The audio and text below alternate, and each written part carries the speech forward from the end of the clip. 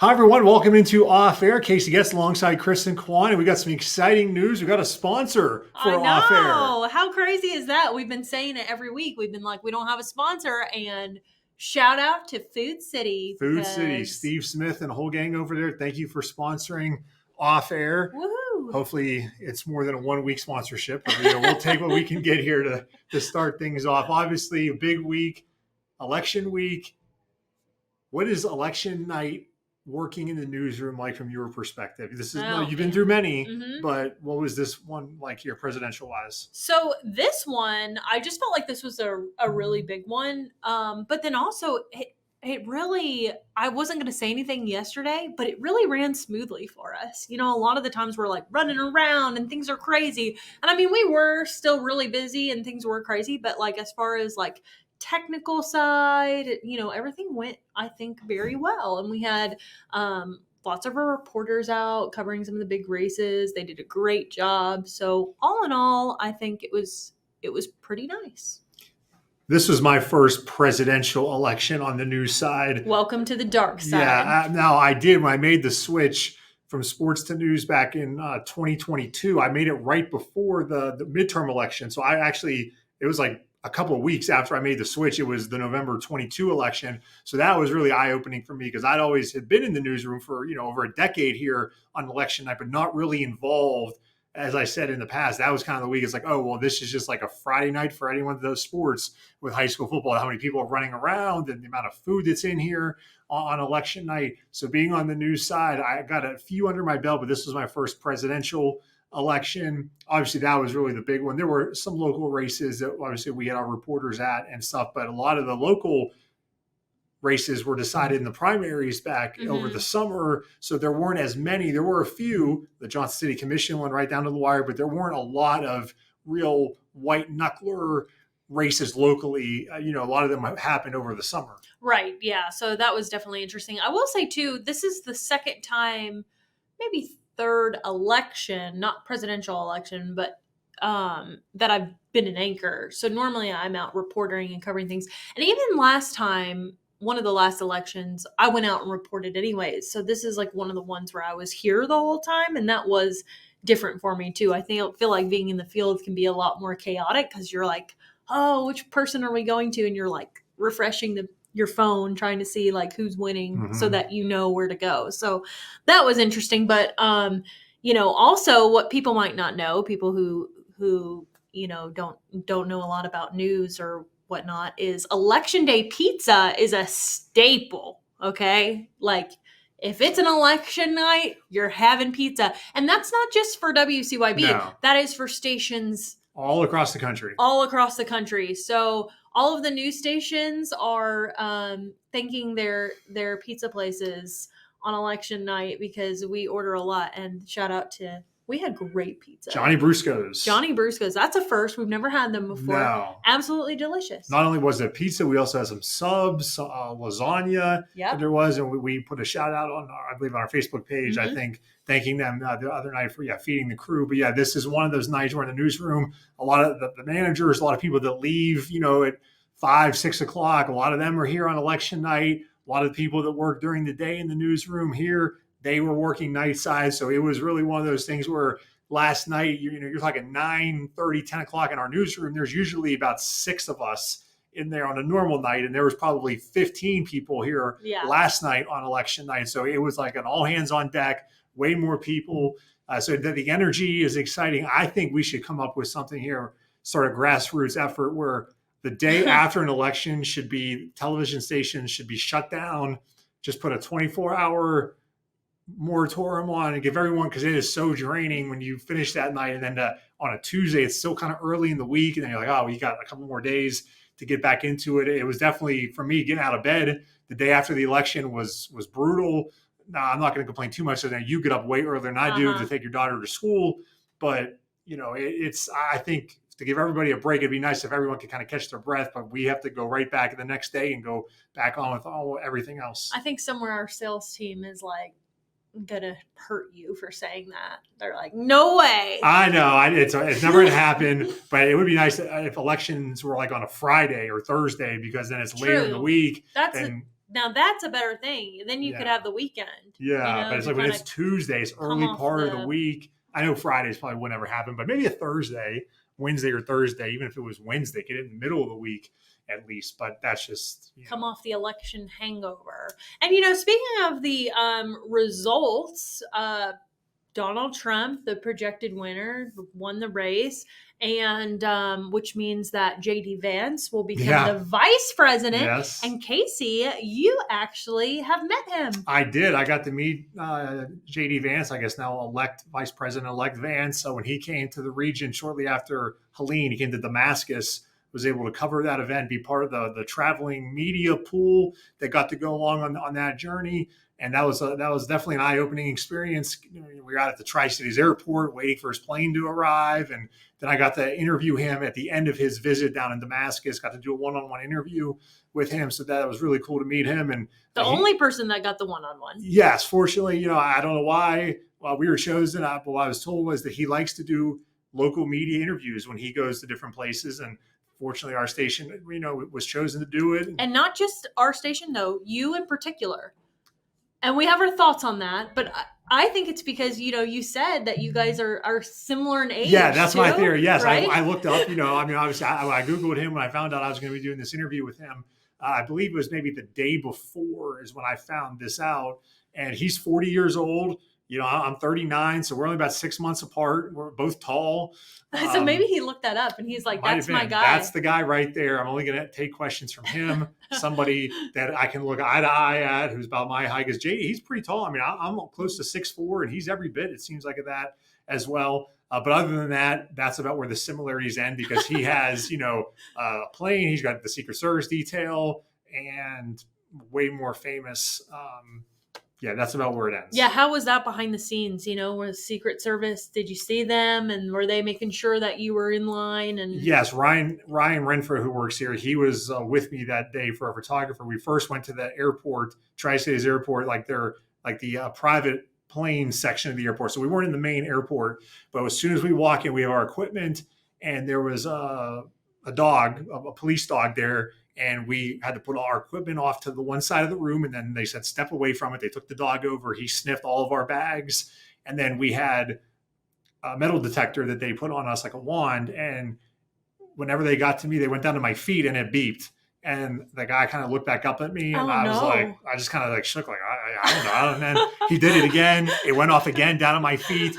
So he's like, take your shoe off. What did you have there? That was what I was wondering. So I took my shoe off. He's like, did you have any surgeries? Like, do you have a rod in your foot or anything? I'm like, no, I do not. So he looked at my shoe.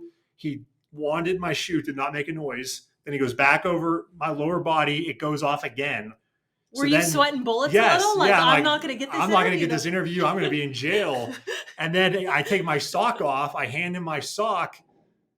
He wants it, and the sock goes off. Apparently there must have been some type of metal, I don't know, something, but it was and then Ryan, his shoe made a noise, and so they took his shoe off, and his actual shoe was what was going off. So I don't know what it was, some type of material in my sock.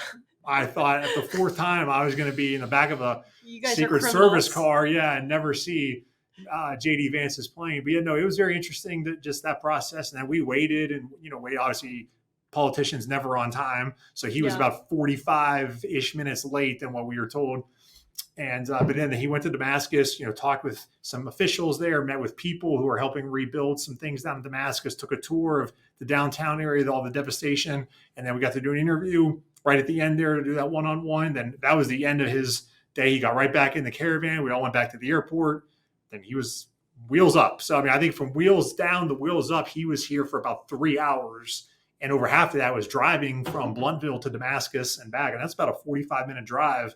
And we did have an escort. So, the troopers from both states, were blocking exit ramps. And we were driving by. And then, of course, the Tennessee Highway Patrol stopped at the line. And VSP took over when we got into Virginia. So it was kind of cool to see how the elites of the politicians, live. But then I was joking too. Can't imagine what their days are like, especially during campaigning. And it's like, he landed about 1:45 and he was gone at 4:45. And I was joking. He probably was home eating dinner before we got back to the station, after doing the work and getting the report around. So yeah, it was a real cool day. And, obviously at the time did not know that, but now it looks like, end up getting to meet the man who will soon be in about 2 months, the vice president. Which is pretty neat. I mean, really awesome. You probably, you might not ever have that opportunity again. No. And a lot of people never do in their career. So there was a reporter, I don't remember his name now, from WDBJ in Roanoke, who came down as well. And he's been at WDBJ for, I think, close to 40 years. And I asked him before, I was like, have you ever gotten to meet a president, vice president? He said he got to interview Joe Biden when he was the vice president under Barack Obama. He had come to Virginia Tech for something. So he said he did get to interview Joe Biden when he was the actual vice president. And then I believe he said he interviewed Paul Ryan, who was running for vice president, did not become the vice president. So, that's someone who has been a news reporter and in the business way longer than I have. And he only got to meet one candidate and one actual VP. So yeah, I mean, certainly something that may never ever happen again. So it was quite an honor for me. Yeah. Awesome. And you did a great job. Thank you very much. Appreciate that. Now let's do a real quick how was Halloween? Our podcast, we dressed up last week, but that came out on Halloween day. So how was your experience with Halloween with your daughter, and how was just the trick-or-treating from the eyes of a parent? Yeah, so it was super fun. This has, been a year or two where she's really into candy now and just really into the whole thing. Because when they're really young, you take them places and they're once they figure it out, you can see the light bulb go off, oh, I say trick or treat and they give me candy, and it's super exciting. And so she had a really fun time last year, but this year, I think she really got into it.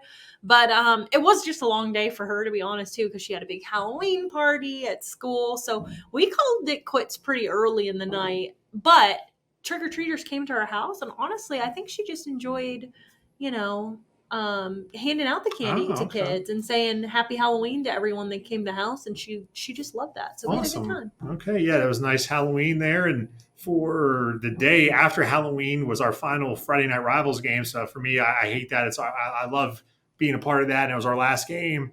Last week was Science Hill Dobbins Bennett over at ETSU. It was our best game of the year, closest game of the year. Yep.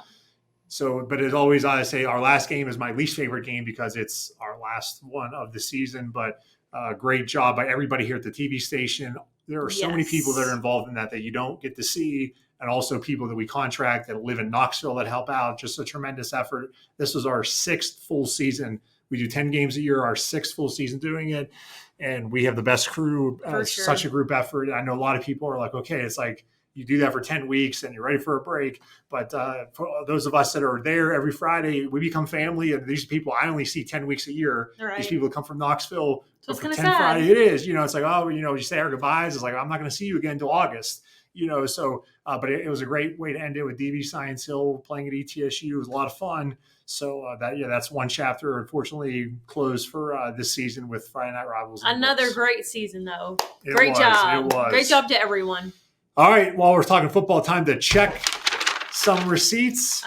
Our picks last week, college, Kristen, her team won, but not by enough. Georgia against Florida, they were favored by 16.5. Georgia won by 14. So you take the L on that one. You're 4-3 on your college picks. This is why I like to do this, because I take the L, but really I'm still a winner. You're happy because your team won, but right. For our purposes of our that's fine. Wins and losses, you take the loss. Whatever. I won Ohio State, beat Penn State by more than 3. So I'm 5-2 in college. You're 4-3.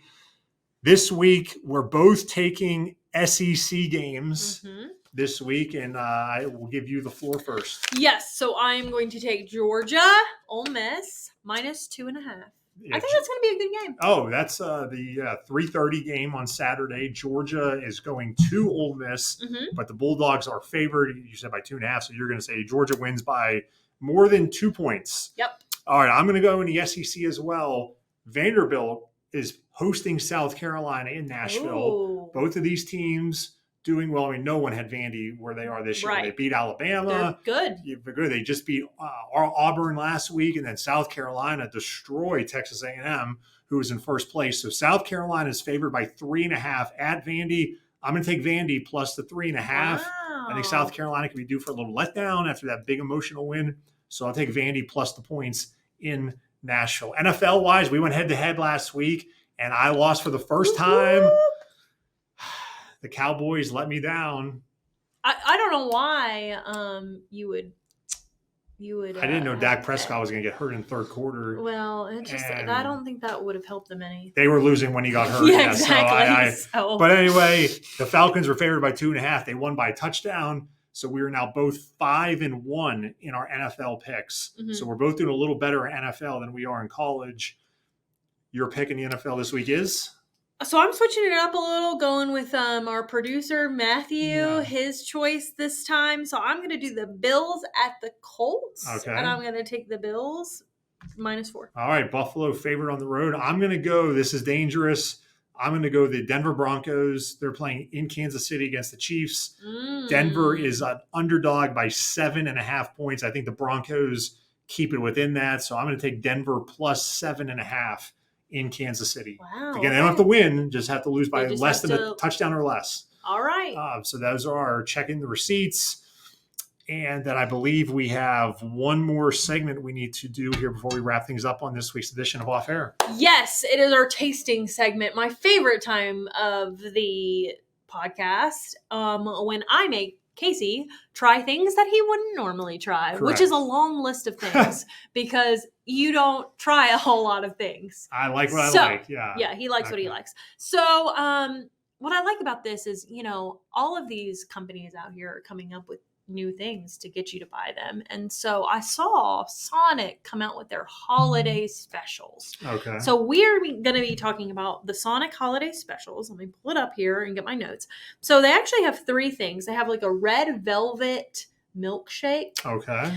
But they also have a buttery brew drink. Okay. Buttery brew. So that is this buttery brew.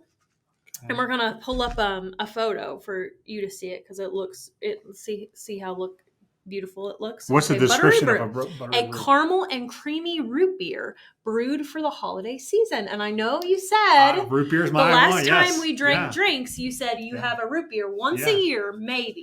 So So this could if be I'm feeling frisky, once a year. Alrighty. Maybe drink. So you can open your straw there. Right. And I just got one, so we're gonna have to both share. Okay. And then I also got the other drink. The other drink here is the Sonic Sparkling Sugar Cookie Dr. Pepper. So it's blending Dr. Pepper with hints of caramel and sugar cookie topped with a layer of sweet cream. And the buttery brew is root beer swirls with buttery caramel and silky sweet cream. Okay. So you want to try the root beer? Try root beer first. Okay, we'll take off there you go. Stir it up a little, maybe. Stir it up. Yeah. Gonna stir the pot here. Okay, see what you think. Oh, that was a big sip. I taste the root beer. I taste the buttery part of it. Not bad though. Not bad. Really? I'm gonna give this. This is on a scale of 1 to 10. I'm gonna give this a 7. That's good. That tastes like, honestly, it kind of tastes like butterbeer from Universal Studios. I know you've not had that. I have not. But if you've been to Universal Studios in Harry Potter World, have you seen Harry Potter? No. I've been on the ride, though, at Universal. You've been to Universal? Yes. You didn't try the butterbeer? No. That's kind of what it tastes like. Okay. So if you're a fan of Universal Studios butterbeer, I would go try that because that's pretty good. What's your grade? What are you giving it? Give it an 8.5. Okay. That's good. Oh, so we can do halves. I thought we could only do whole numbers here. Also, Dr. Pepper, if we're talking about favorite sodas, Dr. Pepper is top of the list. Regular Coke and Dr. Pepper. But I really like Diet Dr. Pepper. I drink Diet Dr. Pepper pretty much every day. Ugh. Every day. And I call it pop, by the way, where I'm from. It's not soda, it's pop. But I got us full fat ones. Good. So, good. Okay, so this is a Dr. Pepper. That's going to be sparkling sugar cookie Dr. Pepper. Do you like Dr. Pepper? I mean, it's okay.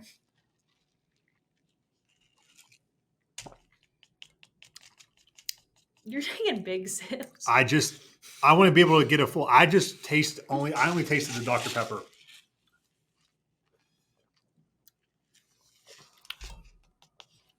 Yeah, that's true. I just taste Dr. Pepper.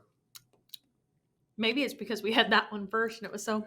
No, it kind of tastes the same, honestly. Maybe. No, I definitely was able to taste the sweetness on the. Yeah, go ahead. Try. Yeah, I don't know. If we didn't have the straw far enough down, but I've only tasted Dr. Pepper.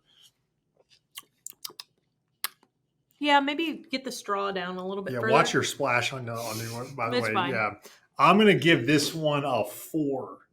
The Dr. Pepper one a 4. So, but you like the root beer? I like the root beer one. Yeah, I'm giving that a 7, and that's a 4. Yeah, I mean, I liked them both. I give that Okay. one an 8. Easy to please you. 8. It's not. Yeah, not hard. I would buy these both again probably, but I do think I like the root beer one better. That's surprising. I would drink this root beer one. I would not. The Dr. Pepper one, I would pass on. That surprises me though that I like the root beer one better because Dr. Pepper, like I said, it's top notch there. Well, I am so glad to introduce you to something that you would probably never buy. No, never. Would you ever go to Sonic and get this again? I probably, if I went to Sonic, when I would get some type of an ice cream or something like that, then maybe a pop or soda drink, whatever you want to call it. So probably not. So the fact that you brought it to the podcast to get me to expand my horizons is greatly appreciated. Who knows what we'll try next week? And speaking of next week, just real quick, next week, a big week here because the casino opening on the 14th, a Thursday. That's their grand opening. Mm-hmm. So that is going to be for Bristol. Yeah, it'd be just over 2 years and about 4 months since they opened the temporary one back in the summer of 22. So we will certainly have a lot of coverage of that. And when we record next week's podcast, that will still be. It'll come out the day that the casino opens, but we will record it a couple of days before that. So we will have to wait till the following week to get our thoughts on it because I think we're both going to be out there. We will both be live, so please watch our coverage. Yeah, so that'll be on Thursday of next week. But maybe next week we'll talk a little bit more about, by the time we record this, maybe we'll have an idea of what we're going to be doing or what we could be kind of talking about that a little bit. So we'll kind of get into that next week, but that's something big to watch for with the Bristol Casino opening, the Hard Rock. I'm going to have everything. The big guitar, they let that a few weeks ago, the big guitar out front. So the actual opening is going to be on Thursday. So we'll touch on that next week. And also, before we finish, we got to say thanks again to Food City for hopping on as a sponsor on the Off Air podcast. Yes, thank you, Food City. We'll see you guys next week.